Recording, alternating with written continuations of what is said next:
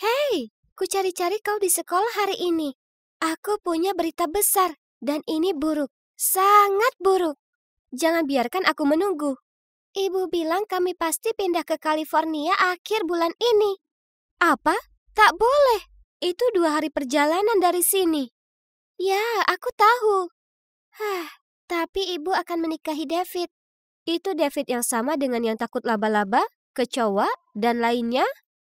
Ya, pria itu. Dia sudah berusaha dapatkan perhatian ibu sejak dulu. Mengiriminya bunga, memainkan gitar di teras kita. Lalu minggu lalu dia bahkan memanjat pohon oak supaya bisa menyerahkan bunga kepada ibu lewat jendela kamarnya. Oke, itu agak menyeramkan. Iu, iya banget. Tapi kau tahu, bagian terburuknya adalah aku harus pindah ke sekolah lain. Tidak, tidak, tidak. Lisa tak boleh pindah. Dengan siapa aku akan duduk saat makan siang? Dengan siapa aku akan nonton film receh? Kita sudah sahabatan bertahun-tahun lamanya. Kita tak bisa berpisah seperti ini. Tak ada yang bisa memahamiku seperti dia. Kami bagai setengah dari satu kesatuan. Ayahnya sudah meninggal, jadi dia hanya punya ibunya. Sedangkan aku hanya punya ayahku. Dan ya, itu adalah ayahku yang luar biasa. Hanya ada aku dan ayah selama 10 tahun terakhir. Aku masih ingat sore itu, ketika ibu membawa kopernya dan pergi dengan lelaki lain. Setelah itu aku dan ayah kembali ke sini, ke kampung halaman kami, New Hampshire. Baru setelah aku sedikit lebih dewasa, aku tahu kalau ibu dan kekasihnya menipu ayah terkait semuanya. Jadi, ayah kerja keras untuk buka bengkel reparasinya sendiri, untuk menghidupi kami sejak itu. Itu tak adil. Ayah seorang pahlawan dan ia layak bersama wanita yang lebih baik. Tunggu dulu. Ya, ayah layak mendapat yang lebih baik dan siapa yang lebih baik daripada Ibu Lisa? Aku perlu beritahu Lisa rencanaku ini sekarang. Jadi aku langsung lari ke kamar dan menelponnya. Sis, aku punya rencana terjenius yang pernah ada untuk membuatmu dan ibumu tetap di sini bersamaku. Tolong, aku menyimak. Apa saja? Aku sungguh tak ingin pindah ke Kelly. Oke, dengarkan. Mari kita jodohkan ibumu dengan ayahku. Ia pria yang baik, dan itu artinya kita akan jadi saudara. Kami berdua memekik gembira. Lisa selalu ingin punya ayah yang baik, bukan David yang aneh itu. Aku bisa lihat rasa iri di matanya saat ku bicarakan kejahilan lucu yang kulakukan ke ayahku. Sementara sebaliknya, hatiku sakit setiap kali dia cerita padaku tentang hari memanjakan dirinya bersama ibunya. Oke, pertama, riset itu penting. Kami habiskan sepanjang malam memeriksa horoskop mereka, kalkulator astrologi berdasar nama dan bahkan fisiognomi. Wah, mereka 98% cocok. Tapi hey, tak ada yang sempurna ya kan? Tapi aku dan Lisa akan melengkapi 2% yang kurang itu. Keesokan harinya kami berdua jadi zombie karena kurang tidur. Tapi paling tidak rencana yang sesuai telah dibuat. Kusuruh Lisa untuk memberitahu ibunya, Mary, untuk datang hari Sabtu saat ulang tahunku. Iya, sebenarnya itu bukan hari ulang tahunku. Tapi ibunya adalah presenter untuk saluran berita besar, jadi ia sangat sibuk. Kami harus membuat acara khusus supaya ia tak bisa berkata tidak. Lalu ku beritahu ayah untuk siapkan hidangan istimewanya menyambut tamu spesialku. Tak mungkin Mary bisa menolak. Hari itu aku membantu ayah menyiapkan bahan saat ku dengar bel pintu berbunyi. Ku buka pintu melihat Lisa berdiri di sana dengan kue ulang tahun dengan frosting pink. Dan di sebelahnya adalah ibunya. Selamat ulang tahun sayang. Ini untukmu. Oh, ada yang harum sekali baunya. Dan sangat tak asing. Lanjutnya. Halo? Mary? Jack? Kenapa kau kemari? Untuk ulang tahun Erin. Dan kau? Aku ini ayahnya, dan asal kau tahu sekarang bukan hari ulang tahunnya. Iya, brengsek. Kata Mary berbisik sambil memutar matanya. Maaf, kau mencampakkanku tanpa alasan. Jadi kenapa bersikap seperti itu? Oh ya? Tanpa alasan?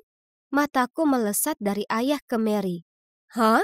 Kenapa mereka saling memaki? Ini sangat membingungkan. Tapi kurasa mereka dulu sempat pacaran?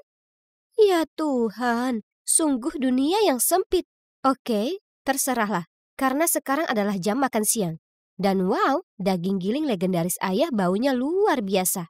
Kami duduk, dan Mary melotot ke ayah saat dia menggigit masakan itu. Tapi kemudian dia berseru, "Oh wow, kurasa beberapa hal tak pernah berubah ya? Masakanmu masih saja terlalu asin." Oh ya, tapi yang ku ingat ada yang tetap minta tambah, bukan main. Permisi, tapi apa kalian berdua saling mengenal? Lisa dengan lugu menyela. Ada keheningan yang terasa canggung, lalu ayah berkata, "Iya, kami saling mengenal. Tapi ini pertama kalinya aku bertemu Mary sejak kami putus, tepat setelah aku mengunjungi studionya untuk pertama kali." Mary terlihat kebingungan saat ia menjawab. "Lisa, seharusnya kau tak menjebakku untuk datang ke sini. Selesaikan makananmu, kemudian kita pergi." Saat mendengar ini, ayah menyuruhku dan Lisa untuk ke kamarku supaya ia bisa bicara dengan Mary secara pribadi. Hanya saja kami sembunyi di balik sofa dan menguping. Ternyata di hari itu, Mary mengajak ayah ke studio untuk menyaksikan syuting pertamanya sebagai presenter berita. Setelahnya, Mary lewat ruang tunggu dan tak sengaja dengar ayah bicara dengan seseorang. "Aku jelas mendengar orang itu bertanya padamu bagaimana penampilanku, dan kau bilang aku masih Mary yang sama seperti biasanya. Apa kau tahu kalau kuhabiskan 2 jam memakai make up dan sangat ingin menunjukkannya padamu?" Ayah berusaha menimpali, tapi Mary tak memberinya kesempatan. Parahnya lagi, kemudian kau bahkan memberitahu mereka kalau kau senang sekali kalau aku tak akan jadi pacarmu lebih lama lagi. Jadi, untuk mencegahnya, aku harus memutuskanmu duluan. Oh, ya ampun. Jadi ayahku ini playboy atau apa? Lisa dan aku saling menatap bingung, lalu lanjut menyaksikan pertunjukan itu. Ayahku tercengang lalu kemudian dia berkata dengan suara tak berdaya. "Oh, Mary, semua tak seperti itu. Kukatakan kau terlihat sama karena kau selalu cantik pertama kali aku melihatmu. Dan mengenai yang lainnya, ya, aku sudah menyiapkan cincin untuk melamarmu. Jadi kau tak lagi jadi pacarku, melainkan istriku." Apa? Jadi, mereka putus karena kesalahpahaman tak jelas dan putus kontak sejak itu. Ya ampun, kukira orang dewasa itu harusnya paham apa yang mereka lakukan. Memang kelihatannya tak selalu seperti itu. Mary tersenyum canggung pada ayah dan mengatakan kalau mereka bisa berteman. Kemudian ia menceritakan soal David dan bahwa ia akan menikahinya tanggal 22 Desember. Tidak! Kami tak mungkin biarkan ini terjadi. Pasti ada cara lain membuat mereka bersama. Tapi jalan itu penuh halangan dan rintangan. Terutama saat ayah memberitahu berita mengejutkan.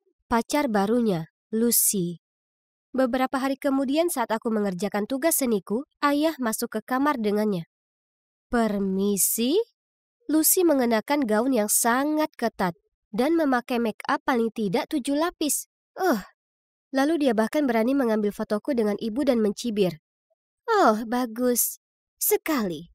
Aku segera mendatanginya, merebut itu dari tangannya dan berteriak, "Jangan pegang barangku, aku tak suka denganmu." Dia langsung melotot padaku. Tapi kemudian tahu ayah turun dari lantai atas, dia tiba-tiba tersenyum dan memelukku sambil berbisik di telingaku. "Kau tak suka, tapi harus." Duh, dasar ular berbisa.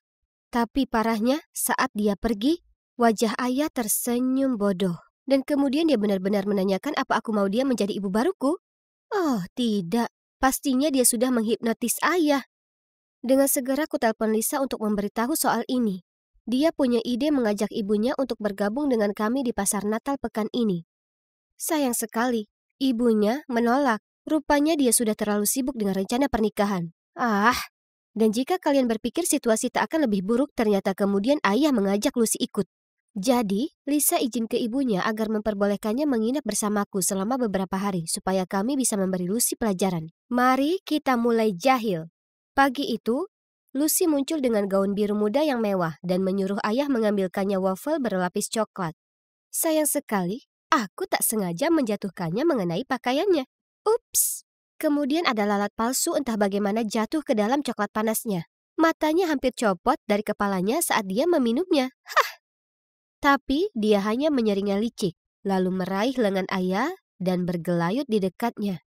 Hebat. Tapi kalian tahu, kecerdikan dilawan kecerdikan. Saat ayah pergi ke kamar kecil, dengan mata berkaca-kaca aku berkata, "Lucy, aku sangat mengagumi orang baik sepertimu. Ayahku hanyalah mekanik dengan gaji $1.500 per bulan, tapi kau masih mencintainya."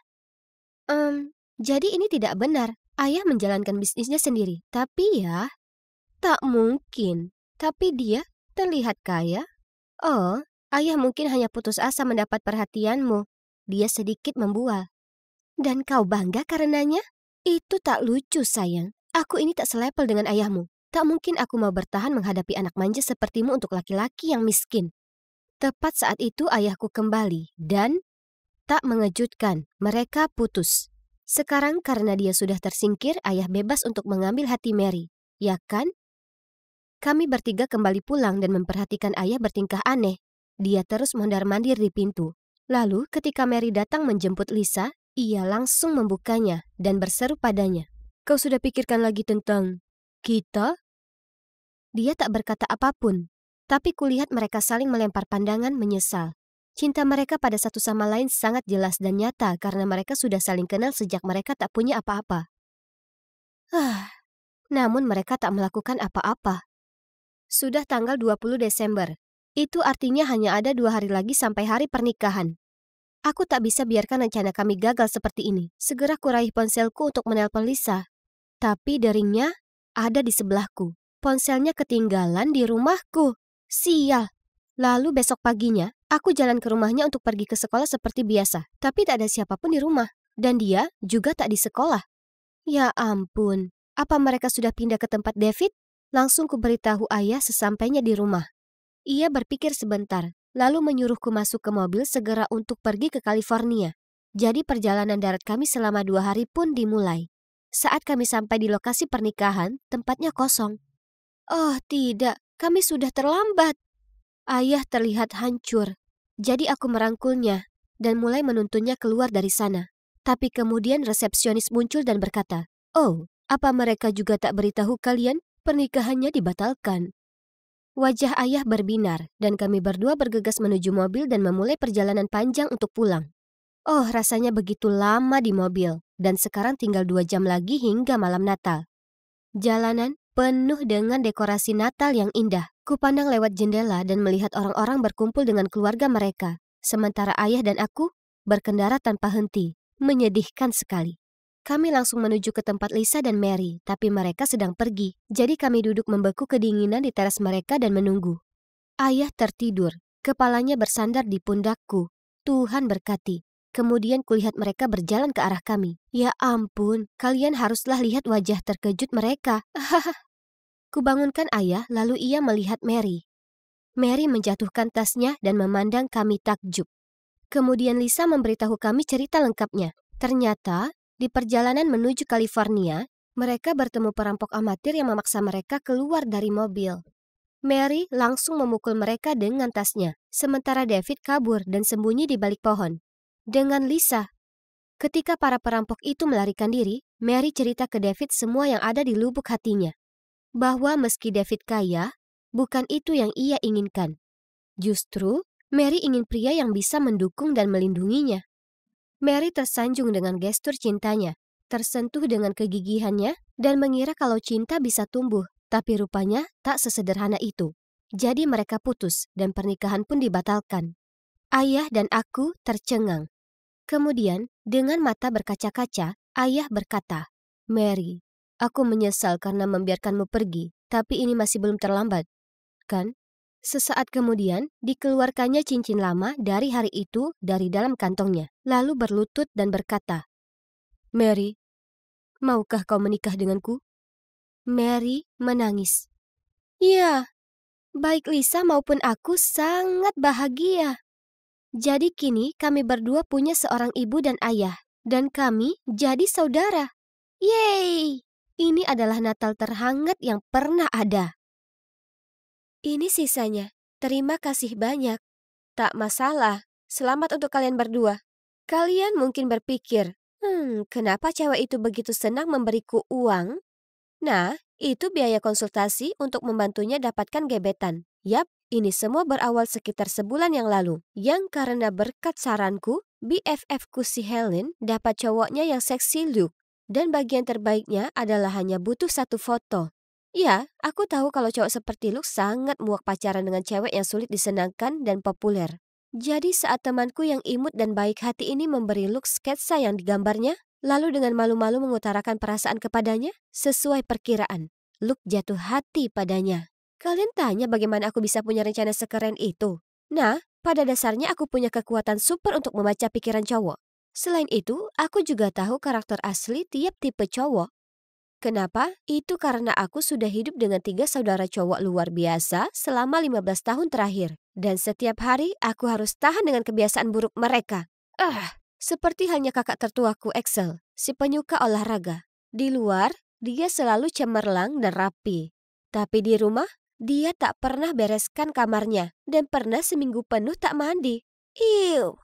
Lalu ada kakakku yang nomor 2, Stephen, anak ajaib yang tak banyak bicara.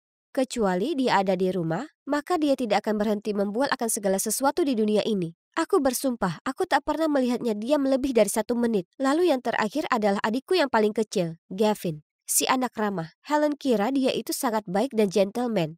Tapi dia tak melihatnya di rumah ketika selalu menggodaku dan mencuri makananku. Ya Tuhan, hanya membicarakan itu membuat darahku mendidih. Jadi katakan, apa aku belum memenuhi syarat untuk buka layanan konseling hubungan dengan pengetahuan yang luas tentang laki-laki? Tapi sebenarnya itu ide Helen. Dia yang akan cari klien dan aku yang beri saran untuk membantu mereka dapatkan hati yang ditaksir. Dan hingga saat ini, tingkat kesuksesan konsultasi kami 100%. Jadi, tak heran kalau nama kami dengan cepat menyebar ke seluruh penjuru sekolah. Suatu hari aku sedang makan siang saat Helen datang mendatangiku dan dengan bersemangat berkata, "Kita dapat klien besar." Siapa itu? Ternyata itu adalah Claire. Cewek jahat populer di sekolah. Langsung kugelengkan kepalaku. Aku tak akan melakukannya. Kau tahu aku sama sekali tak suka Claire. Ayolah, dia bayar 2 kali lipat dari biasanya. Tidak, aku tak mau membantunya. Tapi Madeline kumohon, aku sudah terima uangnya. Apa? Apa dia serius? Lalu, menghadapi mata tajamku, Helen segera melanjutkan. Kau tahu, Claire itu sudah sangat populer. Jadi, dengan ide brilianmu yang penuh tips dan trik, dia akan dapatkan cowok itu dan kau akan dapatkan validasi. Kurasa ini akan bagus untuk konsultasi ini. Lagi pula, Helen ada benarnya. Tak peduli tipe cowoknya, aku selalu tahu apa yang perlu dilakukan untuk menarik perhatiannya. Oke, jadi, siapa targetnya? Ryan. Apa? Ryan, si kutu buku itu? Claire menyukainya? Sebagai jawaban, Helen hanya tersenyum, mengangguk, lalu kemudian mengunyah makan siangnya. Ya, aku tak menyangka hal itu. Tapi terserahlah, itu urusan Claire.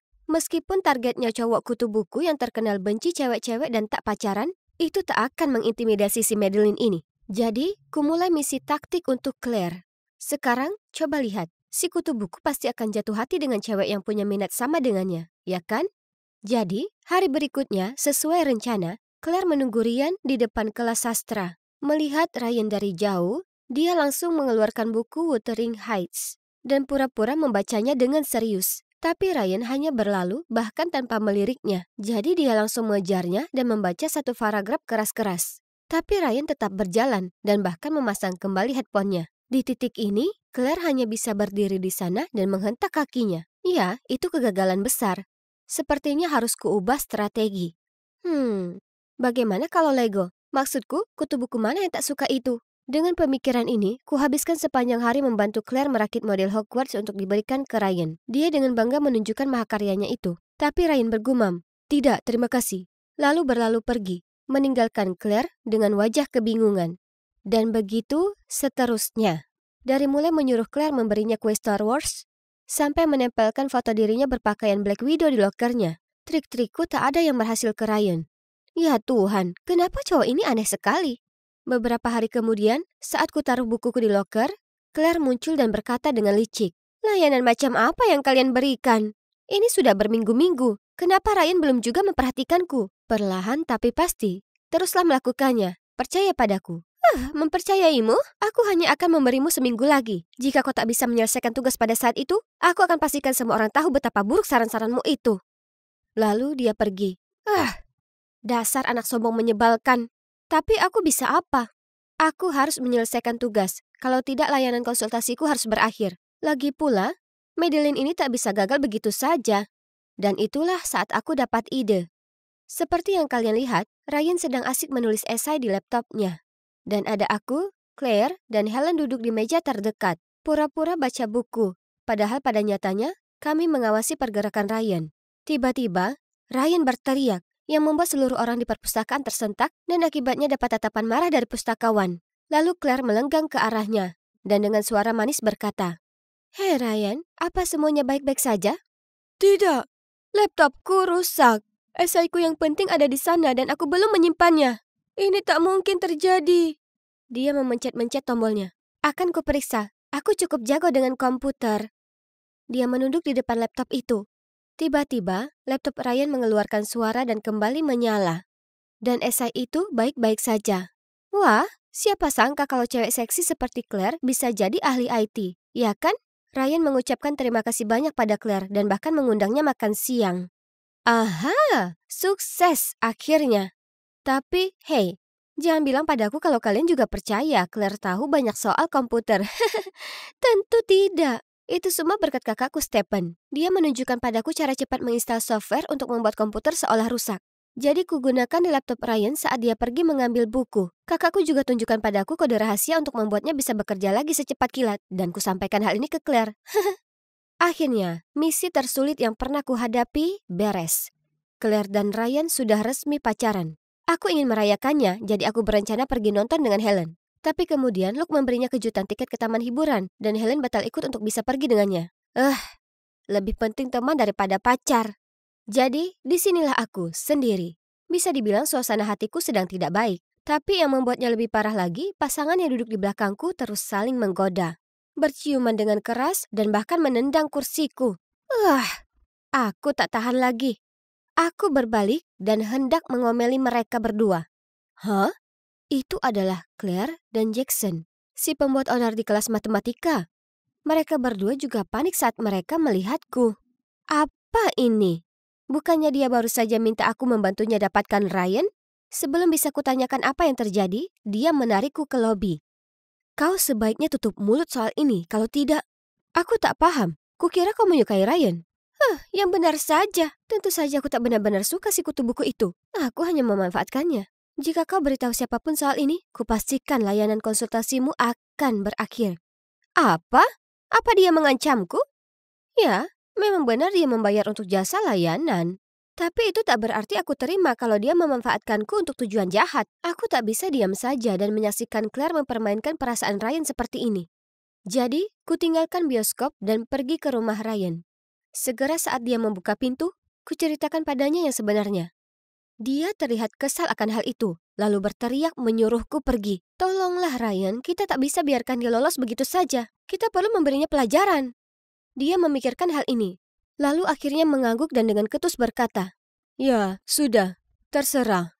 Untungnya, di akhir pekan itu, orang tua Claire mengundang Ryan ke rumah untuk makan malam. Sekarang, biarkan rencana pembalasan dimulai. Ini Claire, ponselku mati, jadi kupinjam punya adikku untuk mengirim pesan padamu. Datanglah dalam 15 menit. Aku sangat merindukanmu. Oke, dalam perjalanan, mencintaimu, X. Aku sedang memikirkan rencana itu sekali lagi. Lalu tiba-tiba kulihat seseorang menyelinap dekat jendela kamar Claire. Itu Jackson. Dengan cepat dia memanjat ke kamar Claire. Lalu kukirim pesan ke Ryan. Mangsa sudah tiba. Kemudian memanjat mengikuti Jackson.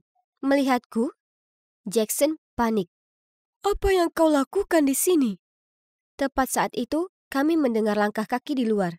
Takut ketahuan, Jackson menuju jendela untuk kabur. Tapi dengan cepat segera kuhadang jalannya. Apa yang kalian berdua lakukan di kamar Claire?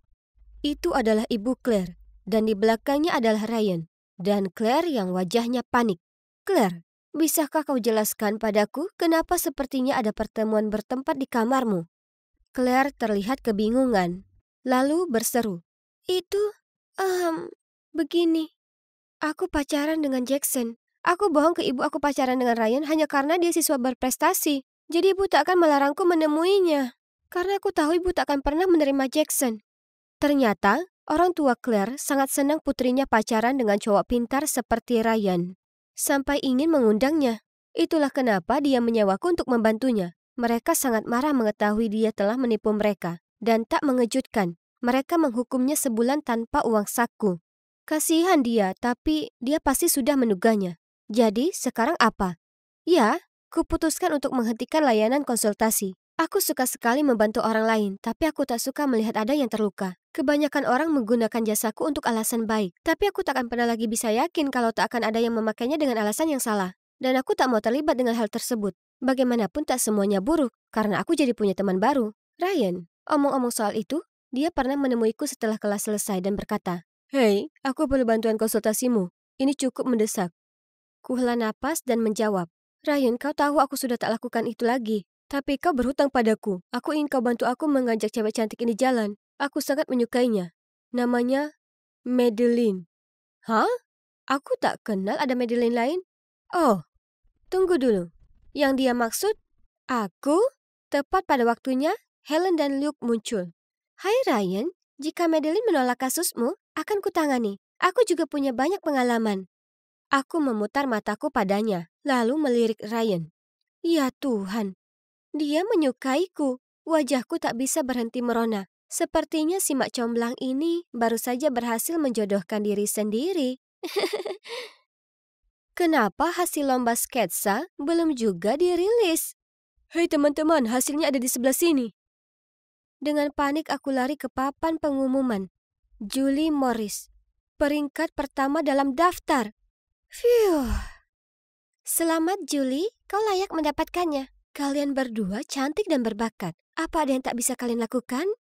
Oh, aku suka sekali menerima pujian besar seperti itu dari seseorang. Tapi suara apa itu? Aku berbalik dan itu cuma Kate. Biasanya dia jelas akan menang. Tapi mari kita lihat rankingnya. Oh, di sini. Paling bawah. Itu semua karena tinta di logo sekolah yang ada pada bagian pensil yang dipakainya hari itu. Tangan Kate mudah sekali berkeringat. Jadi saat menggambar, tinta itu menodai tangannya dan secara tak sengaja dia mencoreng kertasnya dengan itu. Kasihan kau, Kate. Tapi kau tahu tidak, aku ini lebih baik darimu. Sekarang yang tersisa antara aku dan 3 tiket emas ke camp musim panas di Italia, yaitu satu kontes terakhir. Ada satu masalah. Cewek baru bernama Ariana ini, sayangnya kebetulan seorang desainer yang berbakat. Julie, apa kau baik-baik saja? Bu, Julie pingsan. Ada cowok yang berteriak keras dan dengan panik membawaku ke ruang UKS. Ya, jadi disinilah aku. Tapi hei, jangan khawatir, sebenarnya aku tak sakit sama sekali. Aku cuma pura-pura supaya bisa lolos kelas olahraga untuk jalankan rencanaku. Saat aku berjalan menuju kelas, kulihat semua orang mengurumuni bangku Ariana. Aku bertanya ke temanku apa yang terjadi, dan dia bilang seseorang telah menumpahkan kopi pada gambarnya. Ariana sangat panik dan terus memeriksa jam tangannya. Dia harus menggambarnya ulang, tapi waktu hampir habis. Tiba-tiba ada suara berkata, "Hei, ada yang menjatuhkan kalung di sini." Mungkin itu pelakunya. Secara tak sadar kusentuh leherku. Dan, oh, itu tak ada di sana. Kemudian ada tangan di pundakku yang membuatku terkejut dan menoleh. Itu adalah Rebecca. Kalau aku tak salah, ini punyamu. Ya kan? Dia melotot padaku. Itu kalungku. Tapi, jadi bagaimana bisa benda itu ada di bawah bangku Ariana? Di saat itu aku sangat gemeteran sampai tak bisa berkata apapun. Beruntungnya aku, Ariana menimpali. Kurasa ini cuma kebetulan. Julie tak mungkin lakukan hal seperti ini. Semua orang setuju dengannya, mengatakan bahwa gadis baik sepertiku tak mungkin melakukan hal jahat.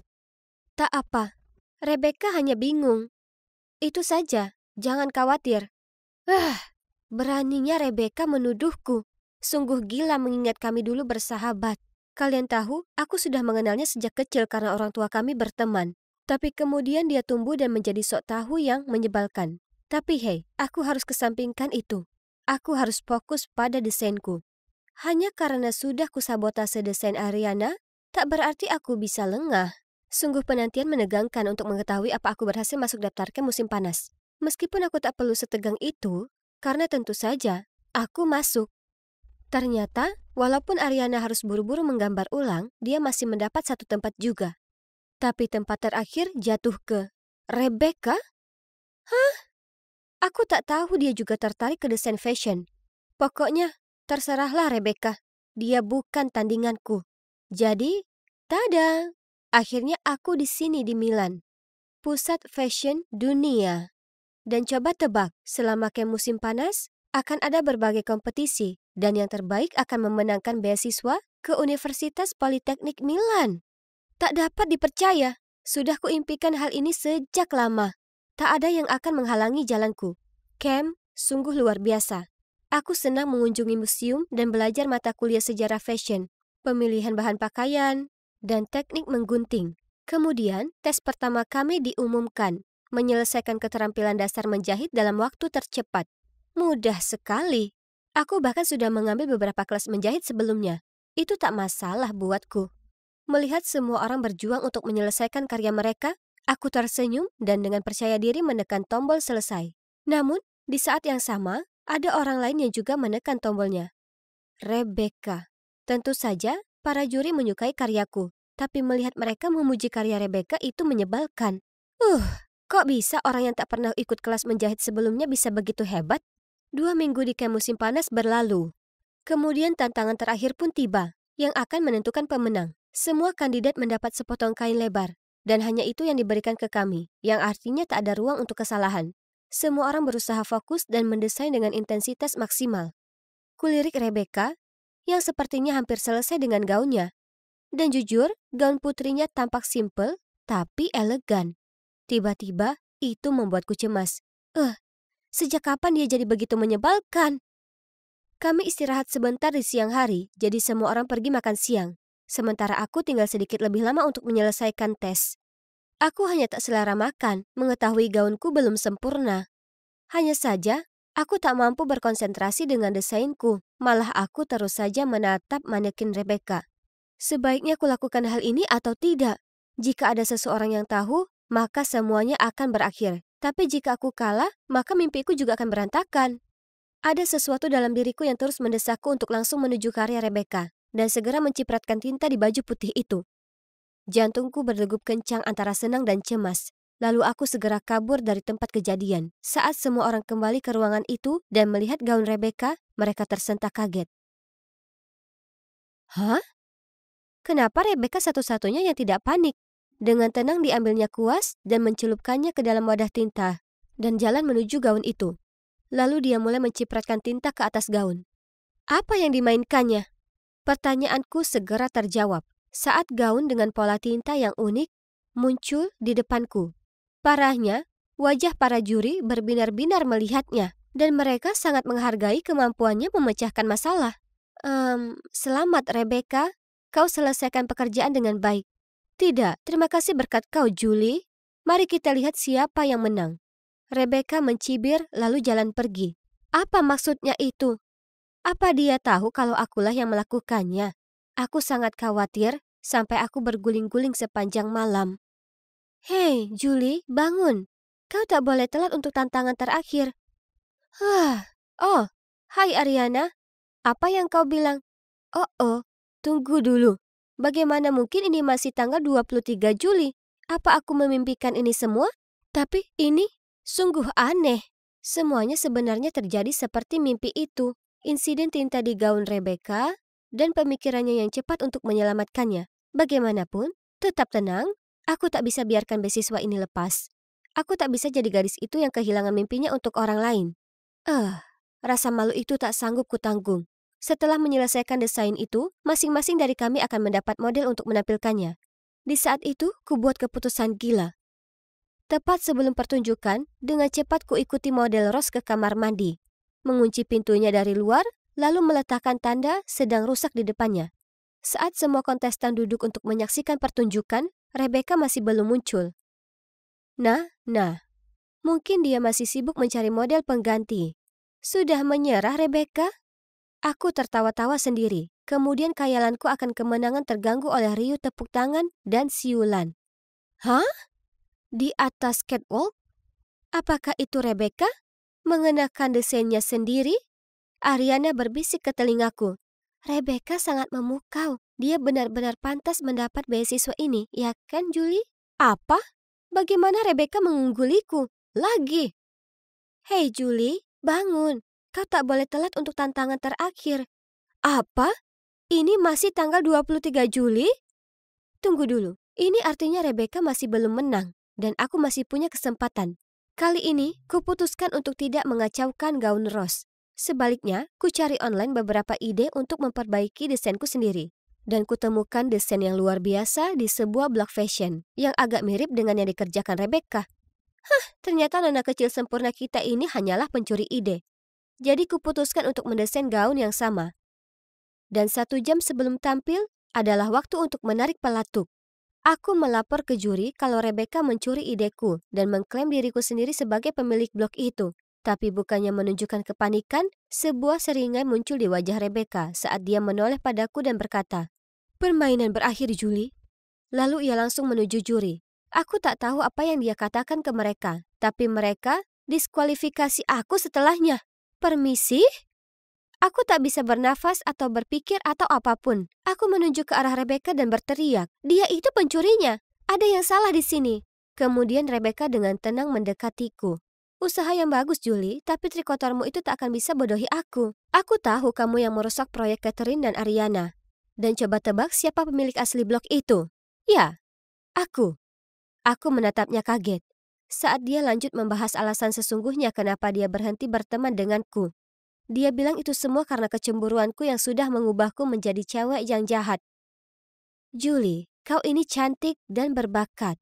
Kau perlu percaya pada kemampuanmu sendiri, bukannya malah menyabotase karya orang lain. Jangan jadi orang seperti itu." Aku terbangun, berkeringat. Kuraih ponselku dan ternyata masih tanggal 23 Juli. Kumohon bisakah hari ini berakhir saja? Tapi mungkin ini hal baik, karena ini artinya aku punya kesempatan memperbaiki keadaan. Waktu makan siang tiba, dan aku tetap tinggal dan memperhatikan gaun sempurna Rebecca. Kulayangkan tanganku ke sebotol tinta, tapi kemudian kutinggalkan di tempatnya berada. Menghela napas, lalu berjalan kembali ke gaunku sendiri. Jadi, apa yang terjadi? Nah, Rebecca masih menang. Tapi kalian tahu apa? Itu tak jadi soal. Sudah kuusahakan yang terbaik, aku tidak curang, dan ya, gaun Rebecca memang layak menang. Setelah kompetisi, kulihat beberapa cewek lainnya memberi selamat Rebecca. Jadi aku berjalan mendekat dan menepuknya di bahu dan memberinya senyuman tulus dan berkata, "Aku hanya ingin mengucapkan selamat, desainmu menakjubkan." "Terima kasih, Julie. Aku juga sangat suka gaunmu. Jahitanmu sangat teliti." "Oke, jadi aku tak menang. Tapi aku belajar pelajaran berharga. Aku harus selalu memberi 100% pada setiap yang kulakukan. Bukannya membuang begitu banyak waktu dan energi berusaha mengacaukan keadaan bagi orang lain." Oh, dan mengenai perputaran waktu itu, kukaitkan itu karena tekanan kompetisi. Kurasa itu pasti membuatku merasa seolah aku terjebak di dunia mimpi, sampai aku menyadari kesalahan di dalam tindakanku. Akhirnya, sudah kutemukan kedamaian batin, dan akhirnya aku keluar dari mimpi itu. Harus kuakui, aku sempat terengah-engah saat bangun. Dan itu akhirnya sudah tanggal 24 Juli.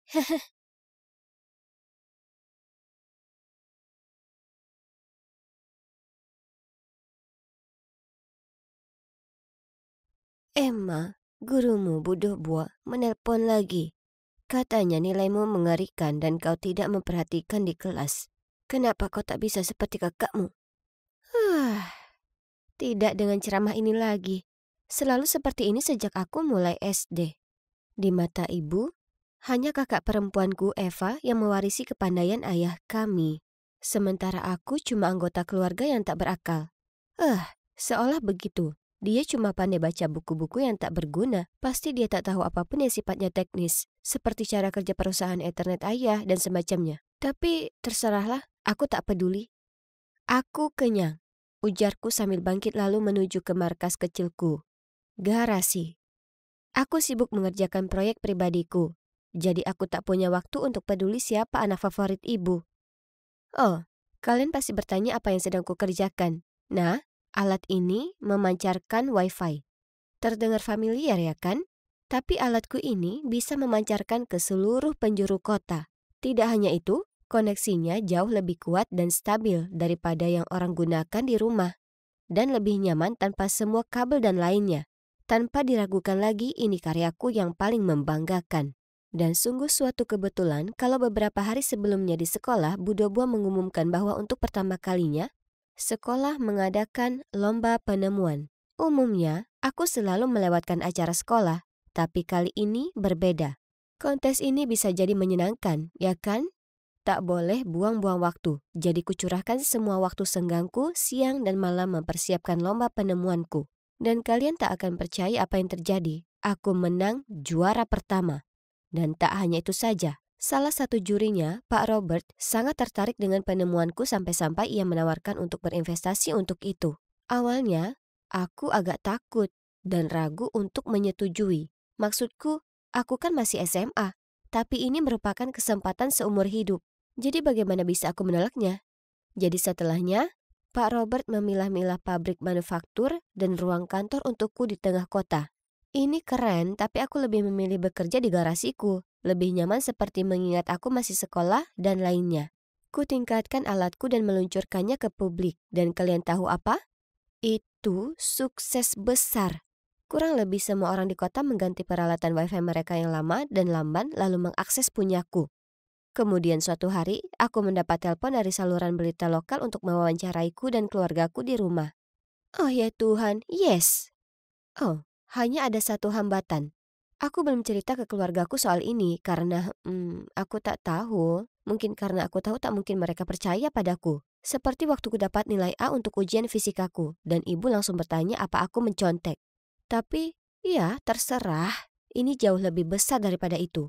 Jadi cepat-cepat ku berlari ke bawah ke ruang tamu dan dengan bersemangat cerita ke keluargaku bahwa penemuan yang bermanfaat bagi kota adalah karyaku. Tapi ibu dan Eva tertawa terbahak-bahak. Jadi kau memberitahu kalau wifi ini yang tersiar ke seluruh penjuru kota adalah penemuanmu? Ya bu, itu karyaku. Lalu ibu dan Eva tertawa bahkan lebih keras. Sayang, sudah cukup buruk kau ini gagal di sekolah. Tolong jangan mulai berbohong. Lupakan saja. Kenapa repot-repot ku coba? Kemudian, pagi berikutnya, saat bel pintu berbunyi, ibu membukanya dan melihat seorang reporter dan kamerawan. Ia tak percaya yang dilihatnya. Ibu dan Eva bertukar pandangan panik, lalu bergegas ke atas untuk bersiap. Itu lucu sekali. Histeria terus berlanjut ketika mereka mewawancarai orang tuaku. Kusaksikan ayahku yang gugup dan berkeringat berdiri di sana canggung bagai patung. Sementara ibuku mulai membual tentangku seperti, segera setelah Emma lahir, aku tahu dia itu jenius seperti ayahnya. Aku selalu mendukungnya untuk mengejar mimpinya. Ya ampun, piala Oscar jatuh kepada ibuku. Aku tak tahu ia bisa berakting sebaik itu. Jujur saja, sejauh yang bisa ku ingat, ibu tak pernah mengatakan hal baik apapun tentangku, sekalipun. Tapi sekarang setelah ia tahu aku otak di balik wifi kota, dia mungkin akan memperlakukanku dengan berbeda, ya kan? Salah. Kemudian suatu malam aku turun ke bawah mengambil segelas susu dan tak sengaja dengar ibu dan ayah ngobrol di ruang keluarga. Emma itu anak egois. Seberapa buruk ini akan mempengaruhi usahamu? Kenyataannya, perusahaan sedang mengalami masa sulit. Tapi jangan khawatir, kami akan berusaha sebisa mungkin. Hah? Apa yang sudah kulakukan? Dan apa yang salah dengan perusahaan ayah? Ku coba menguping lebih lama, tapi tiba-tiba ku dengar ayahku berdiri dari sofa. Jadi dengan cepat aku lari naik ke kamarku. Hari berikutnya, ayah lupa membawa makan siangnya ke kantor. Jadi ibu menyuruhku membawakannya. Tapi saat aku sampai ke lantai 4, perusahaannya ternyata lenggang. Hah? Kemana semua orang? Apa semuanya sedang libur atau bagaimana? Tapi itu tak mungkin kan? Sore itu, saat makan malam, kutanyakan ke ayah. Aku pergi ke kantor ayah siang tadi, tapi tak ada satupun orang di sana. Ada apa? Ibu langsung meletakkan sendok garpunya dan menatap ayah dengan tatapan kaget. Apa yang dikatakan Emma barusan itu benar? Ayah menundukkan kepalanya dan menghela napas. Ya, itu benar. Kututup perusahaan untuk sementara waktu di minggu lalu. Aku tak mau kalian semua khawatir jadi aku tak memberitahumu. Maafkan aku. Apa? Bagaimana bisa kau lakukan itu? Kau bilang akan memperbaikinya. Saat itulah aku tersadar. Tapi aku berdoa dengan sangat bukan itu kenyataannya. Jadi aku bertanya pada ayah, apakah itu karena alatku? Ayah tak menjawabku. Dia hanya menunduk sedih menatap makan malamnya. Tapi aku tahu apa maksud dari diamnya. Aku benar. Tiba-tiba, Eva berdiri dan membentak depan wajahku. Ini semua salahmu.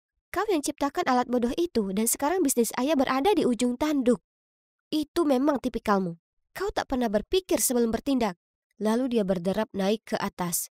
Aku hanya duduk di sana tak bisa berkata-kata. Aku hanya ingin keluargaku bangga padaku.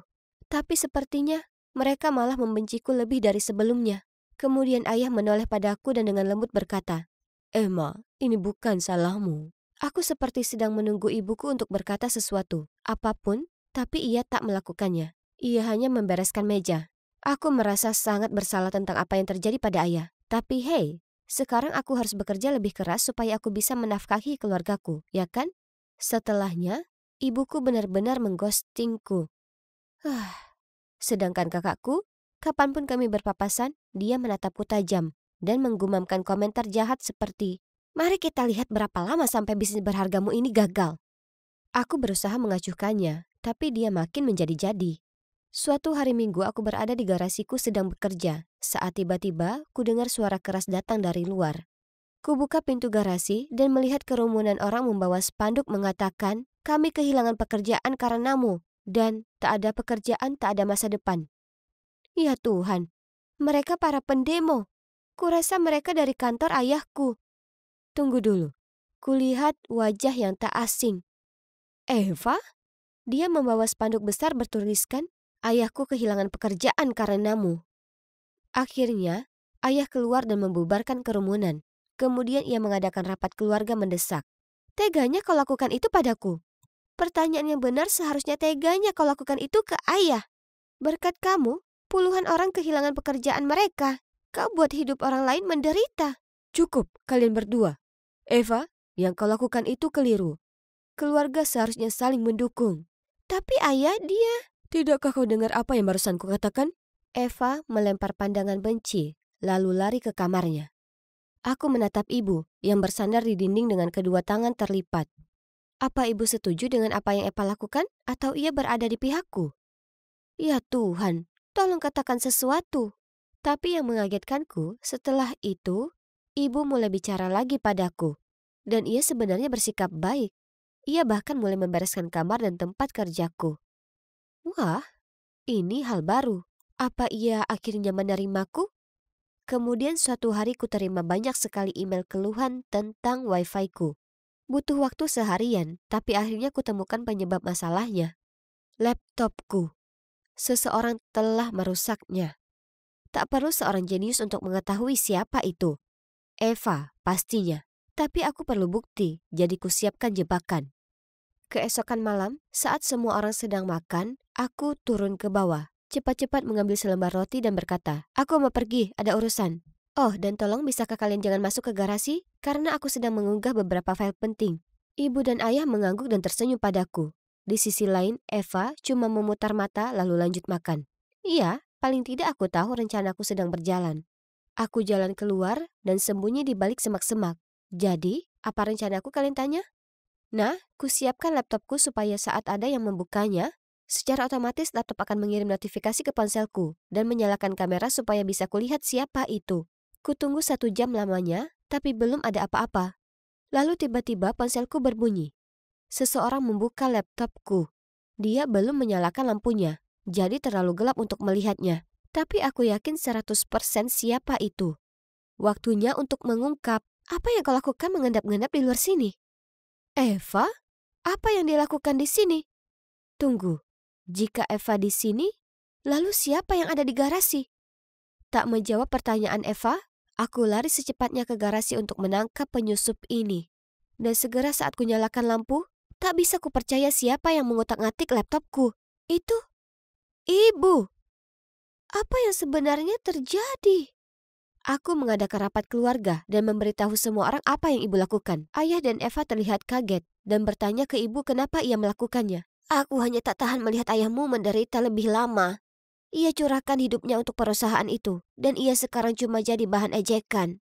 Apa kalian sadar kalau tetangga dan kerabat kita sudah bergosip tentangnya? Mereka menganggap sungguh sayang dia kalah dengan putrinya sendiri. Jadi kulakukan apa yang akan dilakukan oleh istri yang punya harga diri. Apa ibu serius? Kenapa ibu tak bicara saja padaku? Yang kuinginkan hanyalah agar ibu bicara padaku, tak lebih.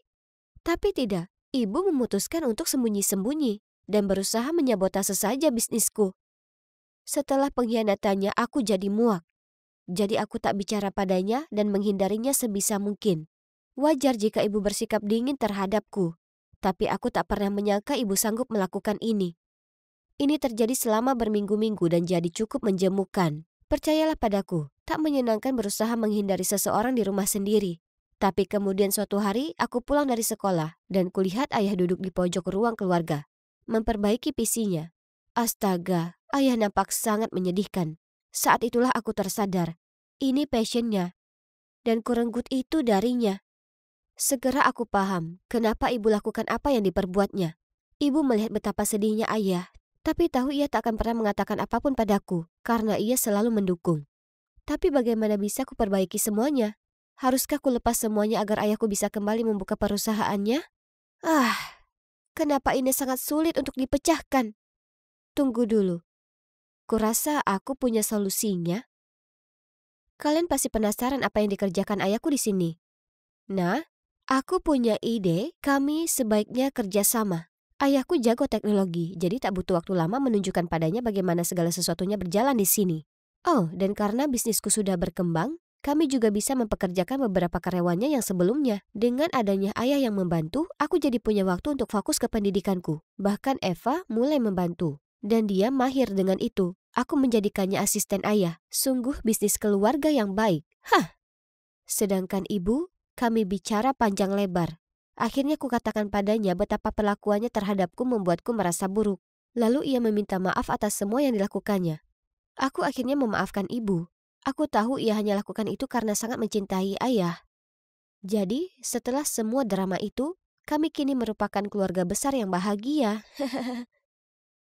Aku menunggu sampai ibu pergi belanja lalu menyelinap ke kamarnya. Aku cuma pinjam. Akan segera aku kembalikan, Bu. Aku tahu seperti apa ini terlihat. Percayalah padaku, aku tak mau mencuri dari ibu. Tapi jika tak kulakukan ini, maka aku bisa kehilangan pacarku dan teman-temanku. Lalu aku akan jadi kesepian dan sedih dan jadi mangsa empuk anak-anak jahat untuk diejek. Aku bergegas ke taman menemui Frederick, pacarku. Itu dia di sebelah sana. Aku berjalan mendekatinya dan memberikannya uang itu. Kau janji akan mengembalikannya segera? Tentu sayang, kau tahu kau bisa percaya padaku. Aku pulang dan meyakinkan diri sendiri kalau akan kudapatkan kembali uangnya bahkan sebelum ibu menyadarinya. Tapi besoknya di sekolah tak bisa kutemukan Frederick dimanapun.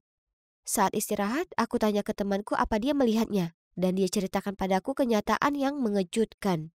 Frederick telah dikirim ke kamp rehabilitasi anak. Oh ya Tuhanku, apa dia sungguh hanya menipuku? Dengan mata berkaca-kaca, aku segera menuju ke sudut taman sekolah. Baiklah, sebenarnya aku tak benar-benar ada rasa ke Frederick.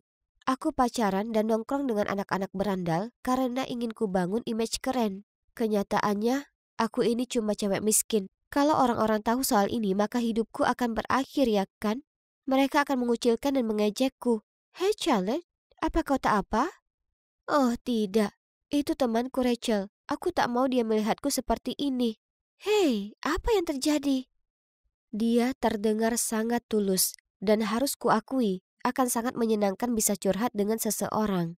Jadi kuceritakan bagaimana ayahku meninggal tahun lalu dan sekarang ibuku berjuang untuk membayar tagihan dan ia bekerja sepanjang hari di pabrik.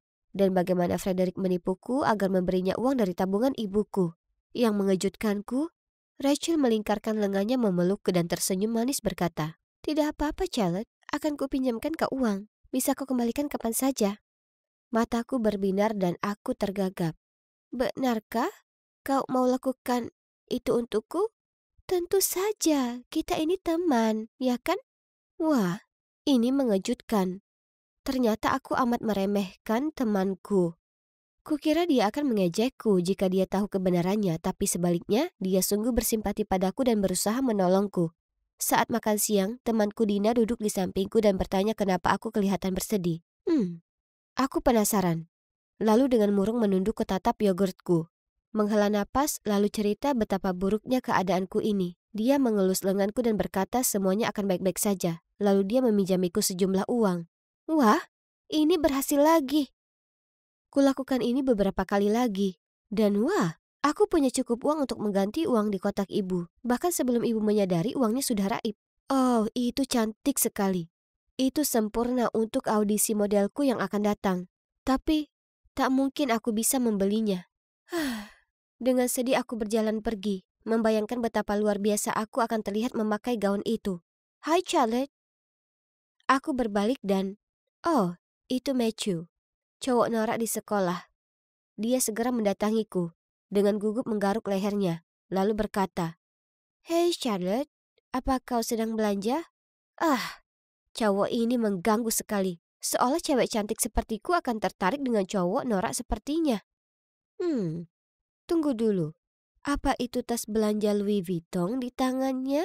Aku pasti tengah memperhatikannya karena dia mengangkatnya sambil tersipu, mengatakan, "Oh, ini hadiah untuk ulang tahun ibuku."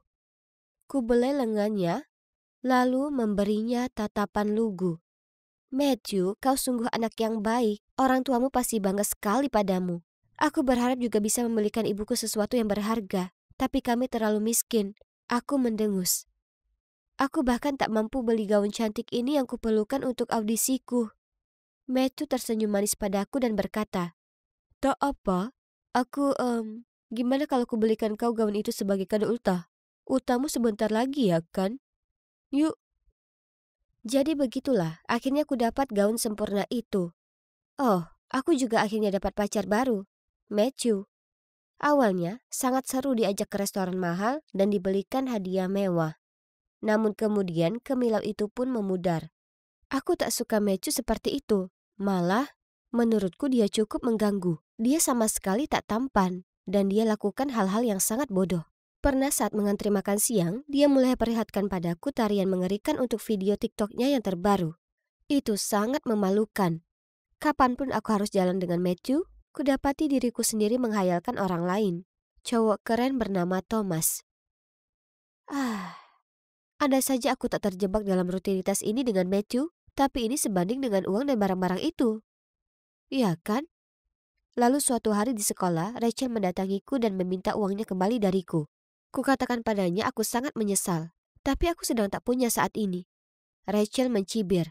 "Yang benar, lalu bagaimana bisa kau punya semua barang baru ini? Kau tahu keluargaku miskin, aku hampir tak pernah bertemu ibuku karena ia bekerja terus-menerus. Aku tak punya uang." "Ya sudah, terserah." Dia berlalu pergi. Rachel pasti sudah bicara ke yang lain soal ini, karena saat aku sedang bersama Matthew di samping loker, mereka mendatangiku dan mulai meminta uang mereka kembali. Ku coba jelaskan ke mereka kalau aku tak punya uang, tapi salah satu dari mereka mendengus.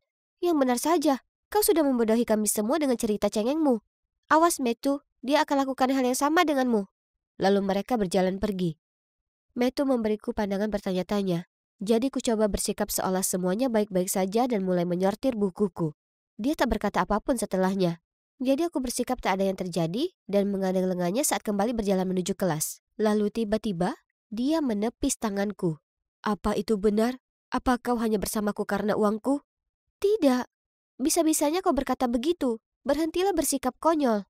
Ku coba mengelak, tapi dia tak berhenti membahasnya terus, yang mana membuatku kesal. "Kau tak percaya padaku? Baiklah. Kurasa aku tak ingin lagi bersama seseorang yang menganggapku serendah itu. Selamat tinggal." Lalu aku bergegas menuju toilet perempuan. Phew, hampir saja aku ketahuan. Tapi hey, paling tidak sekarang aku bebas dari Matthew, ya kan? Tapi bagaimana jika Rachel dan yang lainnya membuat lebih banyak keributan soal uang itu? Aku tak ingin mereka menjahatiku soal itu. Harus kutemukan cara membayar mereka kembali. Dan segera. Ku dekati Thomas setelah latihan basketnya dan tanya apa dia mau pergi minum. Di sana, ku mainkan air mataku dan ku ceritakan padanya tentang keluargaku yang miskin dan bagaimana ku pinjam uang dari teman-temanku untuk bayar tagihan dan sekarang mereka semua marah padaku. Thomas kelihatannya tulus khawatir dan langsung memberi sejumlah uang. Aku memeluknya dan berulang kali berterima kasih padanya. Baunya harum sekali. Tapi aku merasa tak enak. Ini tak seperti dengan Matthew. Karena aku sungguh menyukai Thomas dan merasa salah menerima uangnya. Karena itu aku pergi dan menemui Rachel dan yang lainnya lalu membayar mereka. Kukira teman-temanku akan baik denganku sekarang, tapi ternyata tidak. Kapanpun aku berpapasan dengan mereka di sekolah, mereka mencibir dan bergosip tentangku. Ini menyebalkan, tapi paling tidak aku punya Thomas. Kami mulai sering nongkrong, dan dia sangat baik serta lucu. Dia juga menawarkan meminjamiku lebih banyak uang, tapi kutolak karena aku tak mau lagi pinjam lebih banyak dari yang kuperlukan. Lalu malam itu, aku sedang melihat-lihat akun sosmedku saat kulihat postingan tentang aku. Oh tidak, mereka bilang bahwa aku mengambil untung dari simpati orang lain untuk dapatkan uang. Aku panik.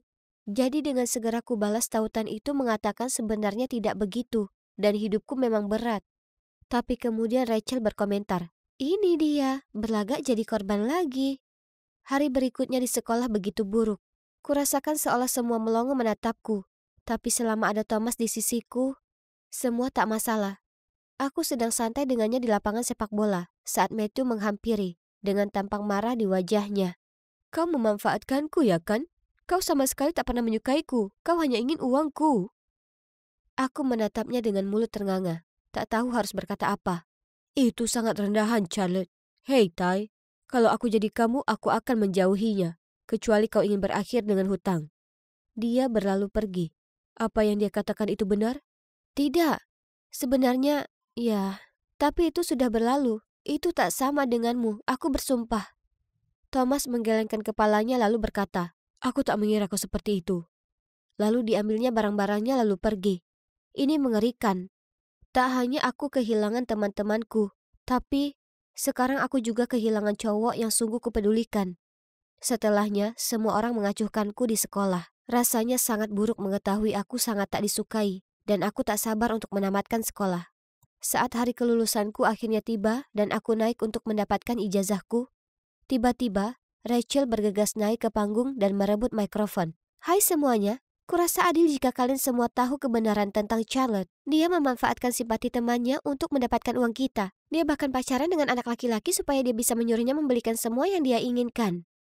Oh ya Tuhan, semua guru, murid, dan bahkan ibuku menatapku. Aku merasa aku akan pingsan karena malu. Jadi dengan panik ku dorong semua orang dan berlari keluar dari sana. Sesampainya di rumah, aku mengunci diri di kamarku dan menangis di bantalku. Aku tak akan pernah meninggalkan kamarku lagi. Rasa malu itu terlalu besar.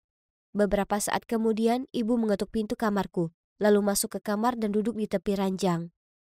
"Sayang, aku hanya heran, kenapa kau lakukan hal itu?" Ku beritahu ibu semua tentang Frederick yang menipuku, bagaimana ku dapatkan uang dari teman-temanku dan memperalat Matthew. Lalu ku ambil kotak dari bawah ranjangku, membukanya dan ku katakan pada ibu itu untuknya. Di dalamnya ada baju pelindung baru untuk pekerjaannya, serta beberapa baju santai baru juga. Pakaian kerja ibu sudah usang, dan aku ingin ibu punya pakaian yang bagus. Aku tahu kita tak kaya atau apa, tapi ibu sudah kerja keras, dan ibu layak mendapat hal-hal yang baik. Sayang, terima kasih.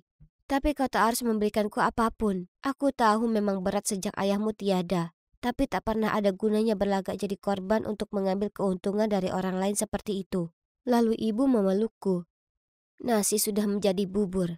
Sekarang yang bisa kau lakukan hanya minta maaf ke mereka semua. Mulai hidup baru. Jadi orang yang lebih baik. Jadi sepanjang musim panas, kulakukan itu. Aku minta maaf ke semua temanku, satu persatu.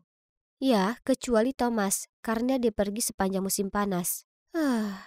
Lalu aku masuk kuliah memulai awal yang baru. Aku bersumpah tak akan lagi membuat kesalahan yang sama. Aku sudah belajar dari kesalahanku yang satu itu. Oh, aku sangat tegang. Thomas sedang di kota akhir pekan ini dan setuju menemuiku. Oh ya Tuhan, itu dia. Ini saatnya. Akhirnya ku dapat kesempatan minta maaf padanya. Kuharap dia memaafkanku dan melihat betapa aku menyesali perbuatanku. Kali ini, jauh darinya membuat perasaanku lebih kuat. Astaga, aku sangat merindukannya. Dia pun masih memandangku dengan senyum lembut itu dan dengan binar di matanya. Aku tak mau kehilangan dia kali ini dan tak akan kubiarkan. Doakan aku berhasil.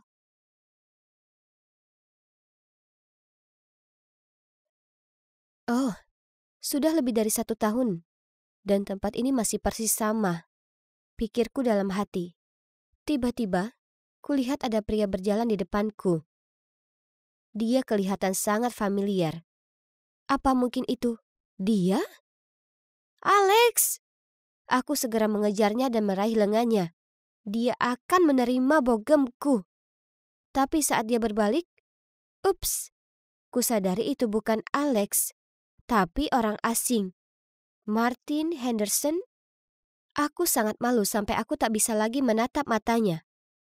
Maaf, gumamku sambil berlari menuju lift. Ini pasti takdir. Kita bertemu lagi. Aku sedang berdiri di luar gedung saat ku dengar suara. Aku berbalik dan di sanalah dia, laki-laki yang kutemui pagi ini. "Hai, aku Martin," katanya, lalu mengulurkan tangan untuk menjabat tanganku. Sebelum sempat bereaksi, ku dengar seseorang memanggilku. Itu Tom, sahabatku dari Vietnam. Aku ada kencan makan siang dengannya, tapi hampir saja lupa. "Oh, aku Lindsay. Senang bertemu denganmu." Lalu dengan cepat berpamitan ke Martin dan bergegas menuju ke Tom. "Lindsay, bagaimana pekerjaan barumu dan siapa laki-laki itu tadi?" Aku merasa sangat sedih saat dia bertanya padaku hal ini. Sebenarnya aku tak begitu mengenalnya. Dia sangat mirip dengan seseorang di masa laluku." Tom memutar matanya. "Seseorang di masa lalumu? Oh, ayolah. Jangan bilang padaku maksudmu pacarmu yang payah itu yang meninggalkanmu di Vietnam." Ya, apa yang bisa kukatakan? Terlepas apa yang telah Alex perbuat padaku selama ini, aku masih belum bisa menyingkirkannya dari kepalaku. Tom jelas bisa merasakan itu saat mengatakan, "Jujur saja, Lindsay, kau harus melupakannya. Dia benar-benar brengsek." Tiba-tiba, semua kenangan kami bersama kembali terlintas. Setahun lalu, Alex dan aku pergi bertualang ke Vietnam bersama. Kami sudah rencanakan ini bertahun-tahun, dan ini akan jadi perjalanan panjang karena kami ingin menjelajah negara ini semaksimal mungkin. Awalnya, semua berjalan sesuai rencana. Tapi, suatu pagi, argumen bodoh membuat kami bertengkar hebat yang membuat Alex sangat marah, hingga akhirnya pergi. Kukira dia hanya perlu melepas emosi lalu nanti akan kembali. Jadi kulanjutkan perjalanan sendirian saja untuk sementara waktu. Tapi hari-hari dengan cepat berlalu dan tak ada tanda keberadaannya. Dan sejak saat itu aku tak pernah melihat atau mendengar kabar darinya. Seolah dia menghilang begitu saja. Bagaimanapun, aku harus bayar semua biaya perjalanan sendiri, termasuk semua yang dipesan untuk 2 orang. Jadi aku segera kehabisan uang tunai, dan yang tersisa di rekening bank milikku juga tak cukup untuk beli tiket pulang. Jadi kutanyakan ibu apa aku bisa pinjam uang, dan itulah saat dia memberitahuku apa yang terjadi. Keluargaku sedang dalam masalah besar akibat skandal makanan di restorannya. Masalahnya serius, dan mereka benar-benar bangkrut. Jadi ibu menyuruhku tetap di Vietnam saja sementara, sampai keadaan lebih tenang. Nah, itulah bagaimana aku akhirnya terjebak di Vietnam setahun penuh dan sisanya kalian tahu sendiri. Aku menoleh ke Tom dan tersenyum. Dia sudah sangat baik padaku. "Tom, terima kasih sudah membantuku cari kerja dulu. Kau ini penyelamat." Tom nyengir dan berkata, "Tidak, aku yang harusnya terima kasih. Sebenarnya, kau alasan kenapa aku berjuang untuk berada di sini di US meraih gelar masterku. Dan kau tahu tidak, aku masih ingin jadi orang yang ada di sisimu. Selalu." Astaga, itu canggung. Aku tak tahu harus bagaimana, tapi kupaksa tersenyum sopan. Ya, aku tahu kalau dia sepertinya punya perasaan untukku, tapi aku hanya menganggapnya sebagai teman baik. Dan, lihat, saat ini sudah banyak yang harus kuurus. Jadi inilah aku sekarang, di perusahaan yang dulu milik keluargaku, membantu orang tuaku menyelesaikan skandal yang terjadi di restoran mereka. Aku tahu kalau klaim itu tak benar, dan aku bertekad membantu mereka memecahkannya, sehingga bisa dapatkan kembali bisnis mereka. Hingga saat itu, aku harus terbiasa bekerja di bawah CEO yang baru, Tuan Garcia. Wah, wah. Halo, Tuan Putri yang mulia dari keluarga Stewart. Oh, Tuan Garcia. Sudah lama sekali aku tak melihat mata tamak itu. Sungguh suatu kehormatan bagi kami memiliki putri dari mantan CEO sebagai pegawai. Hahaha. Aku lupa menyebutkan tapi coba tebak. Pria kasar itu kebetulan adalah paman Alex. Jadi ya, itu disayangkan. Dan ada sesuatu yang tak bisa kusingkirkan dari pikiranku. Hilangnya Alex terjadi di waktu yang sama saat bisnis keluargaku runtuh. Kebetulan atau... Tapi akan kutelusuri. Sejak itu, kukerahkan upaya dalam pekerjaanku, berharap temukan beberapa petunjuk. Tapi Tuan Garcia tak pernah gagal memberiku masalah yang tak ada habisnya. Untung, Martin ada di pihakku. Yap, benar. Pria yang bertemu denganku di hari pertamaku kerja. Dia sangat suportif, bahkan membawakanku makan malam saat aku lembur. Maksudku, itu baik sekali. Dan makin lama aku habiskan waktu dengannya, makin aku bahagia. Ada hal yang tak asing tentangnya. Tom, bagaimanapun, tak senang akan hal ini. Dia telah melamar untuk magang di perusahaan kami, tapi dia bekerja di departemen kontrol file. Tom sangat kasar ke Martin tiap kali mereka berpapasan, dan itu membuatku sangat tak nyaman. Suatu kali Martin menawariku tumpangan pulang, dan Tom memaksaku supaya pergi dengannya saja. Katanya itu akan lebih aman. Dia sangat tak dewasa. Tapi aku tak punya waktu fokus pada hal itu, karena ada hal lebih besar yang dipertaruhkan. Suatu hari kutemukan di luar sana ada petunjuk yang dapat menuntunku mendapatkan kebenaran. Dokumen sangat rahasia yang disimpan di departemen kontrol file.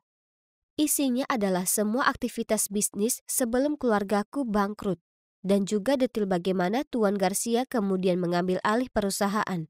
Aku harus dapatkan dokumen ini. Namun, hanya ada satu masalah. Satu-satunya orang yang dapat mengakses komputer di mana dokumen itu disimpan adalah anggota keluarga Alex. Masalah besar ya kan? Oh ya, suatu malam Tom dan aku pergi makan malam dan dia bertingkah sangat aneh. Tiba-tiba dia berkata, "Lizzie, kau sebaiknya menjauh dari Martin. Ada sesuatu yang mencurigakan tentangnya." Ini menggangguku.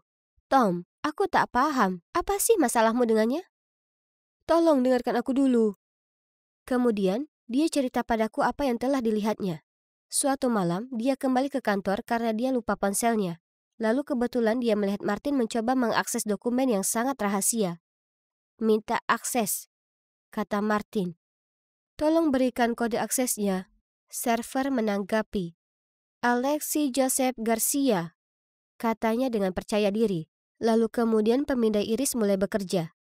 "Selamat datang Pak Garcia, akses diberikan." Tom mengamati semua ini dari balik pintu tak bersuara. Dan hanya beberapa kali klik, Martin sudah berhasil mengakses semua file sangat rahasia tanpa ada masalah. Kemudian dengan cepat dia pergi lewat pintu belakang. Aku tak percaya itu. Jika hanya keluarga Garcia yang dapat mengakses, bagaimana Martin melakukan ini? Dan bagaimana dia tahu nama lengkap Alex? Baiklah, aku perlu lebih memperhatikan laki-laki ini. Paling tidak dia sudah mendapatkan file itu. Itu sudah cukup bagiku. Aku harus mendapatkan itu darinya. Beberapa hari kemudian, aku pura-pura laptopku rusak dan menanyakan apa bisa kupinjam miliknya untuk mengirim beberapa email. Dengan cepat kuperiksa file miliknya, tapi tak kutemukan apapun. Di mana kira-kira dia menyimpannya? Lalu suatu hari kulihat dia menyelipkan USB ke tasnya. Nah, itu mencurigakan. Mungkin itu yang kuperlukan. Sore itu aku mengajaknya keluar minum kopi. Lalu kemudian sengaja kujatuhkan ponselku supaya bisa kucari cara menggapai ke dalam tasnya lalu mengambil USB. Sayangnya, itu tak berjalan lancar. Aku malah menumpahkan kopiku dan itu mengenai lengan Martin. Dia selalu memakai lengan panjang meski di hari panas terik. Tapi tentu saja kopi itu sudah tumpah kemana-mana. Jadi segera dia menyingsingkan lengan bajunya. Dan itulah saat aku melihatnya. Bekas luka di lengannya. Aku terkesiap. Bagaimana kau dapatkan bekas luka ini? Terlihat sama persis seperti punya mantanku. Alex punya bekas luka yang sama.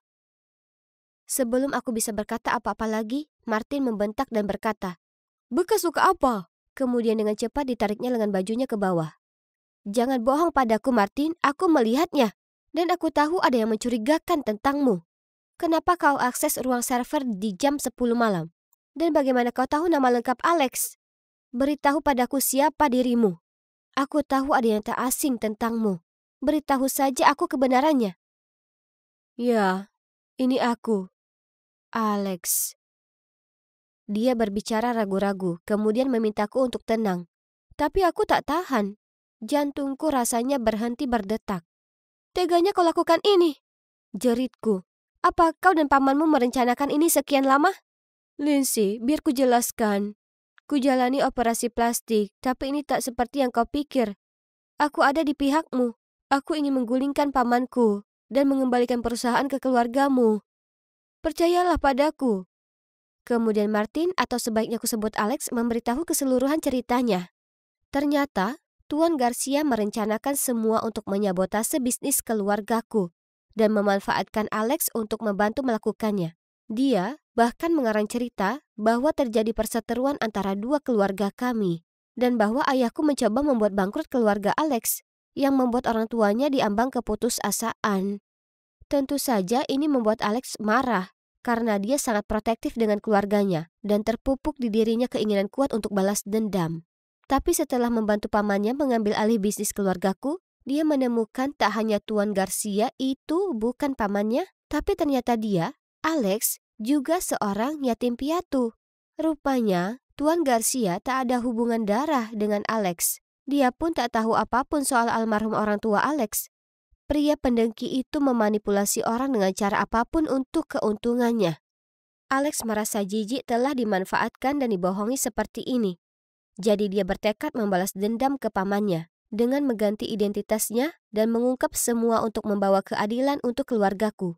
Dia lalu tunjukkan padaku semua yang dia dapat dari file rahasia. Semua trik kotor yang Tuan Garcia pakai untuk menyabotase dan mengambil alih perusahaan. Dia bahkan telah membawa perusahaan ke jalan yang salah melalui banyak sekali tindakan ilegal. Tapi kemudian Alex memberitahu bahwa sebelum jadi Martin, dia membeli sejumlah saham. Dan sekarang dia akan mentransfernya padaku supaya bisa kuambil alih perusahaan keluargaku. Aku tak percaya ini. Aku langsung tunjukkan semua bukti ke jajaran direksi. Dan segera semuanya terselesaikan. Akhirnya, Tuan Garcia tak hanya didepak dari perusahaan, tapi dia juga dijatuhi hukuman penjara atas praktek bisnisnya yang tidak etis. Dan itu semua berkat Alex. Orang yang paling kutaruh dendam adalah orang yang paling membantuku mendapatkan kembali semua yang telah hilang. Sedangkan aku dan Alex, ya, sudah jelas kami masih punya perasaan terhadap satu sama lain. Tapi setelah semua yang kami lewati, kurasa yang terbaik adalah memberi waktu sebelum kami kembali berhubungan. Ditambah, Tom mengaku dia menyukaiku, yang tentu saja sudah jelas. Tapi aku tak ingin membuatnya kecewa. Hanya waktu yang akan menjawab apakah aku dan Alex memang ditakdirkan bersama.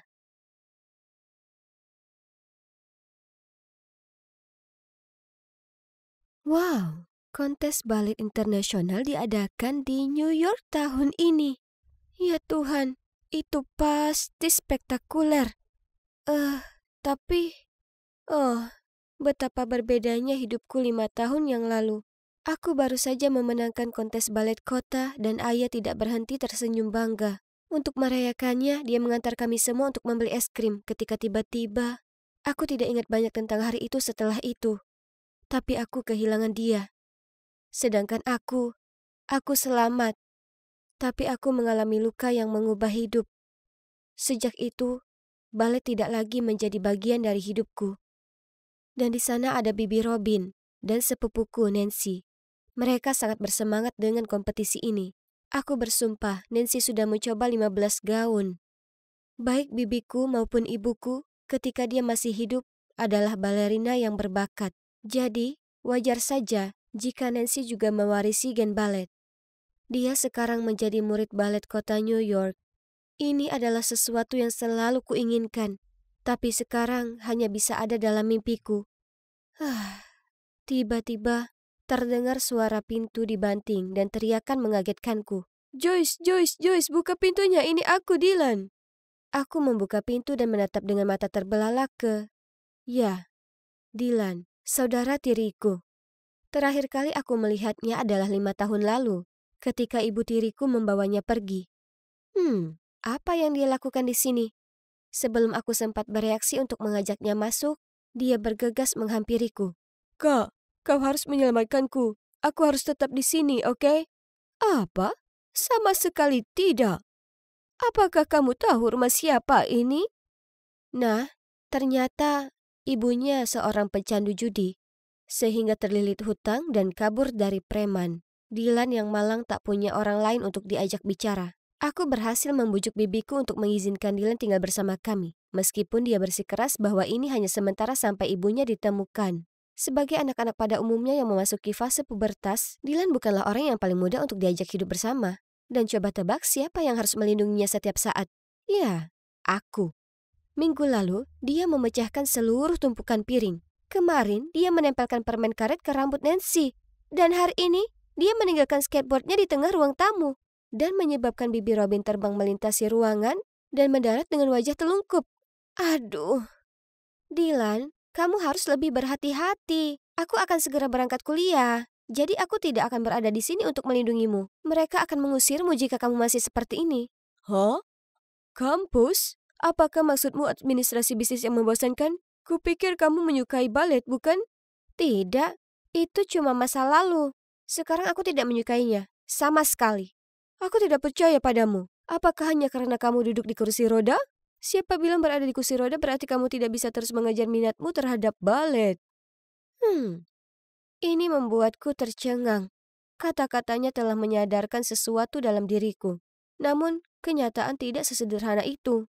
Jadi dengan sedih aku menjawab, bukan hanya itu. Aku juga tidak punya uang. Aku mencoba melamar pekerjaan paruh waktu, tapi mereka tidak menerima penyandang disabilitas. Merasakan ketidakbahagiaanku membicarakan hal ini, Dylan segera mengubah topik.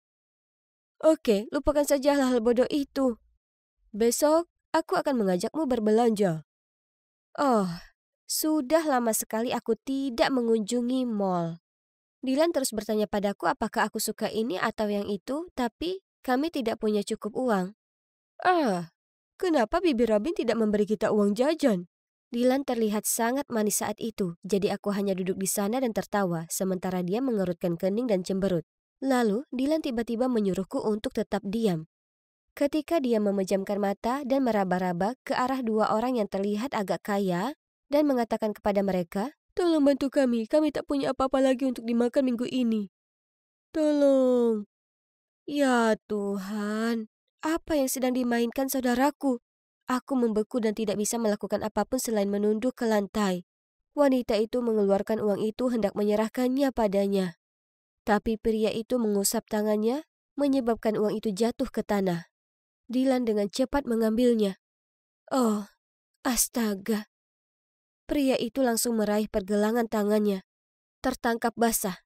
Dia mengancam akan membawa kami ke polisi dan bahkan memintaku untuk berdiri karena dia mengira aku juga berpura-pura. Untung saja, wanita itu bilang mereka sedang terburu-buru dan tidak mau membuat ribet, sehingga akhirnya mereka meninggalkan kami sendirian. Kami pulang, tapi jantung kami masih berdebar kencang, dan aku bisa melihat kaki Dylan gemetar. Lalu kami masuk ke dalam untuk melihat bibiku kedatangan tamu. Aku ternganga saat melihat siapa mereka. Orang-orang kaya dari mall. Kami berempat saling menatap satu sama lain karena terkejut. Ternyata wanita itu, Bernie, adalah teman bibiku dan pria yang bersamanya adalah putranya, Philip. Mereka berdua adalah penari balet terkenal. Yah, tentu saja suasananya jadi canggung. Tapi Nancy sepertinya tidak menyadari ketegangan itu karena dia terlalu sibuk mengibaskan bulu matanya ke arah Philip dan memutar-mutar rambutnya dengan jarinya. Tapi yang aneh adalah, meski aku menunduk, aku masih bisa melihat Philip menatapku, lalu tiba-tiba bertanya padaku, Sudah berapa lama kamu seperti ini? Maksudku, jangan tersinggung. Aku cuma penasaran. Jadi, Bibi Robin mulai bercerita kepada mereka tentang kehidupan dan kondisiku. Mendengar itu, Bernie menjadi emosional. Dia menatapku sejenak dan bertanya, Sayang, bagaimana kabarmu? Apakah kamu masih latihan balet? Tidak.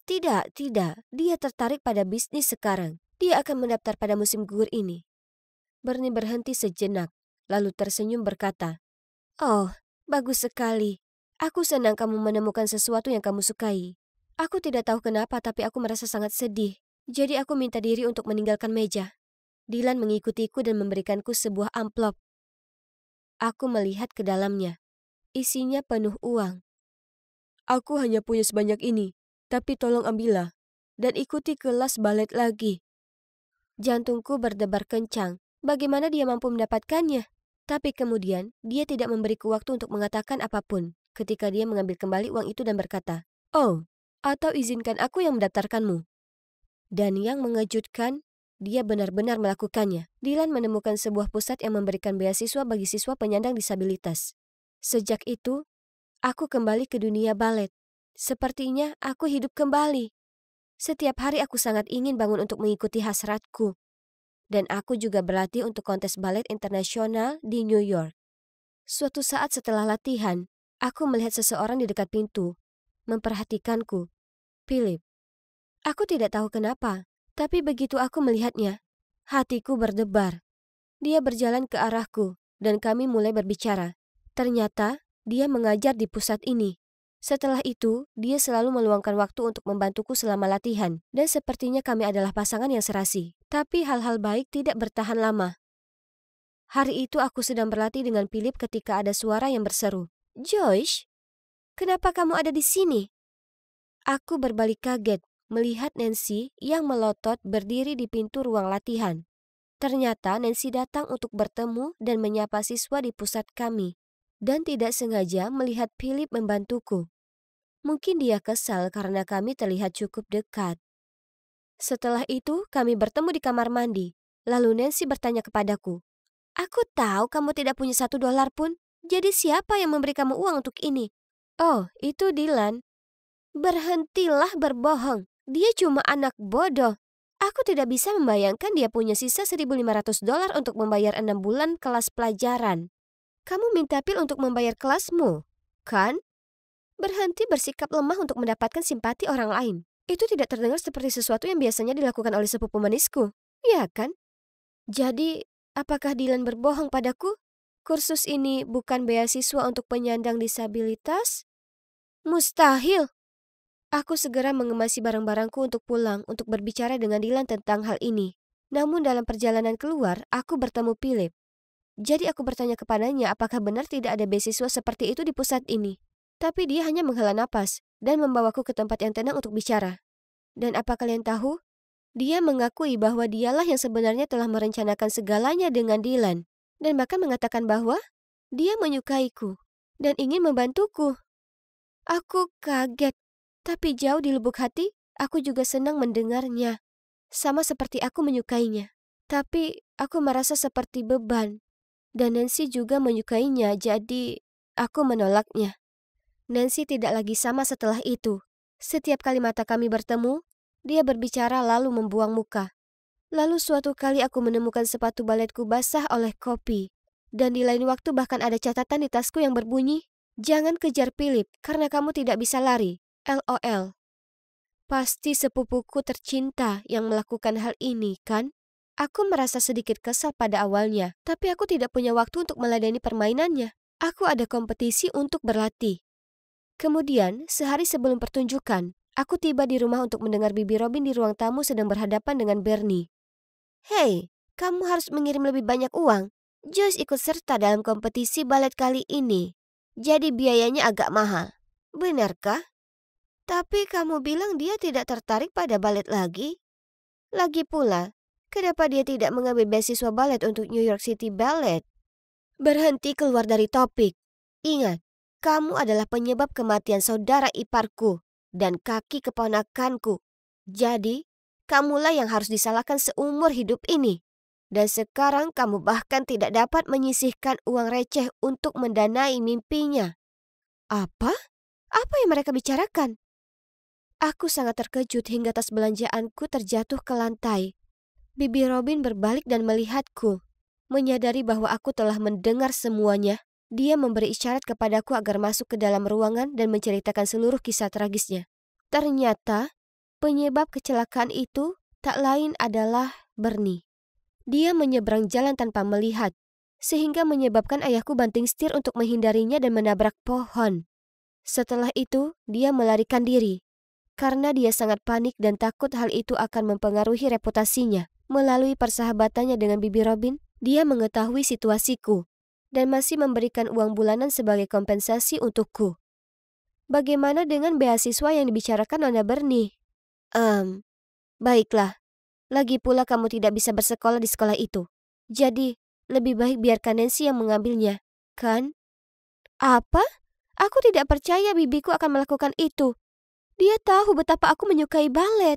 Aku selalu mengira Bibi Robin begitu baik karena mau memberiku rumah. Padahal kenyataannya, dia memanfaatkanku agar Bernie mau berinvestasi dalam karir balet Nancy.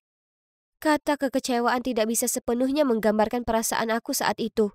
Rasa sakitnya hampir tak tertahankan. Aku terbangun dengan perasaan tidak enak, tetapi aku memaksakan diri untuk bersiap-siap dan menuju ke kompetisi. Di sana ramai. Sama seperti di dalam pikiranku, aku tidak repot-repot menonton pertunjukan lainnya sampai penampilan Nancy. Dia sangat anggun, dan juri mengatakan dia melakukannya dengan baik. Namun aku merasa ada sesuatu yang kurang. Dan sekarang giliranku. Aku melihat ke arah kerumunan dan melihat ada Bernie, Dylan, dan Philip. Mereka semua tersenyum dan bertepuk tangan saat MC memanggil namaku. Aku menarik napas dalam-dalam dan hendak naik ke atas panggung. Ketika melewatiku, Nancy membungkuk dan berbisik, "Philip tidak terlalu peduli padamu. Dia hanya merasa bersalah atas perbuatan ibunya. Jangan mempermalukannya dengan mengacau." Tiba-tiba, aku merasa tidak bisa bergerak. Aku lupa semua gerakannya, dan dunia berputar. Tapi sebuah suara yang familiar membangunkanku. "Joyce, kamu lebih baik dari ini. Kami semua ada di sini untukmu, jadi jangan takut. Kamulah cahayanya, jangan biarkan kegelapan mengganggumu. Ayo bersinar dan tunjukkan pada mereka apa yang kamu punya." Aku merasa sangat tersentuh, dan itu berhasil. Aku mendapatkan kembali semangatku dan mengikuti arus. Seperti angsa yang telah tertahan begitu lama.